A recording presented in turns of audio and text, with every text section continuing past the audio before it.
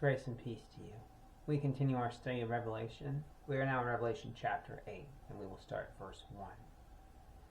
And when he had opened the seventh seal, there was silence in heaven about the space of half an hour. Jesus breaks the final seal in the book, the title deed to the earth. And something unusual happens. We've been given many verses describing the conversation and praise that goes on in heaven. And now all we see is nothing but silence. So far in our study, we have seen some great horrors that will come as judgment to the earth. That being said, things are going to get much, much worse. The hosts of heaven recognize that, and we will soon see what they are seeing. Verse 2 of the text. And I saw the 7 angels which stood before God, and to them were given 7 trumpets. 7 angels step forward and are provided with the next steps of God's judgment on earth. Previously, judgment occurred after each seal on the title deed to the earth was broken, each seal revealing more of the document in question. Now each of the judgments will be marked by a trumpet blast. Trumpets are used throughout the Bible. They could be an indication of a religious meeting or of war. They cause alarm at their sounding. See Numbers 10, verses 1 through 10. Verse 3 of our text. And another angel came and stood at the altar, having a golden censer, and there was given unto him much incense, that he should offer it with the prayers of all saints upon the golden altar which was before the throne. The apparatus the angel had would have been used for the burning of incense.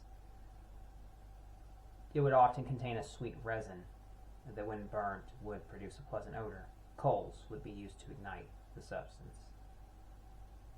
It also says he will offer a great amount of incense with the prayers of the saints. The idea of incense and prayers being connected is referenced previously in Revelation 5, verse 8. This incense altar has a function similar to that of the one mentioned in Exodus chapter 30. Resins were placed on an altar with fire to produce a sweet smoke associated with the temple of God at that time. This scene is no different then. Many prayers have been prayed from John's day up to the present for vindication. Vindication from those persecuting believers, those trying to hunt them to death.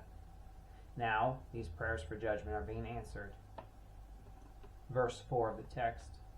And the smoke of the incense, which came with the prayers of the saints, ascended up before God out of the angel's hand. Undoubtedly, the prayers made in Revelation 6, verse 10, and elsewhere are being answered. Prayers for justice. Prayers that God would provide justice to the believer, those persecuted and killed from their time on earth. Verse 5 of the text. And the angel took the censer and filled it with fire at the altar and cast it into the earth. And there were voices and thunderings and lightnings and an earthquake. After the angel completes his ritual, he throws the incense altar to the earth. The chapter started with a complete silence for about half an hour, and now the air is overwhelmed with a cacophony of sounds. Verse 6 of the text. And the 7 angels which had the 7 trumpets prepared themselves to sound. The 7 angels with the trumpets take the actions in front of God's altar as a sign to prepare themselves to sound their respective trumpet. Verse 7 of the text. The first angel sounded, and there followed hail and fire mingled with blood, and they were cast upon the earth, and the third part of trees was burnt up, and all green grass was burnt up. This next set of judgments now commence. This judgment is a combination of hail and fire. The hail was mingled with blood. Once they made impact, a third of grass and trees were burnt up. A few things to note. Hailstorms of massive proportions were used by God for judgments on earth. We also saw this when he cursed Egypt with a disastrous storm in Exodus chapter 9, verses 22-23. I would also like to note that in Revelation chapter 16 and verse 21, the size of the hail at that time is given, and in that passage, each hailstone weighs some 85 pounds or more. God is the creator. We must remember that his power is unlimited and nothing is too hard for him. Jeremiah 32, verse 17. Verse 8 of the text. And the second angel sounded, and as it were, a great mountain burning with fire was cast into the sea, and the third part of the sea became blood. The second angel sounds the trumpet, and John describes a great mountain striking the waters. This is undoubtedly another reference to asteroid, a cluster of which we saw in Revelation chapter 6. It says that the body of water it struck, a third of it was turned to blood.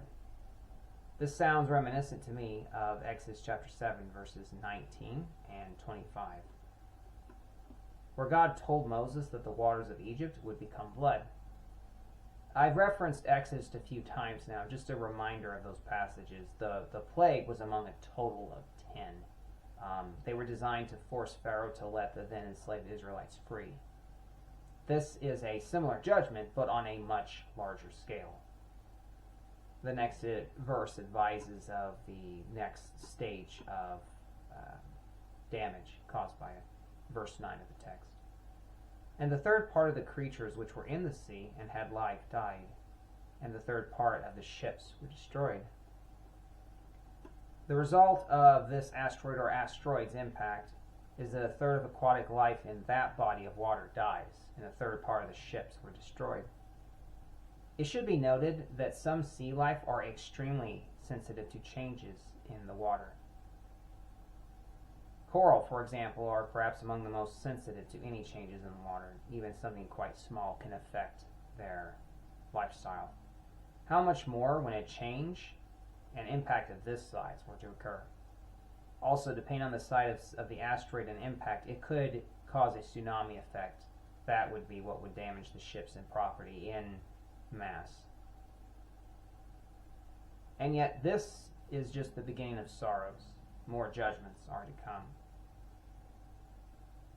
Lastly, regarding the body of water struck, it does not name the exact body of water, though I will say that in John's day, the most prolific sea was the Mediterranean. That may very well have been the point of impact for that last judgment. That will be the end for now. I want to thank you for watching. I pray that the Lord bless you and keep you. We will continue to study Revelation, and until then, God bless.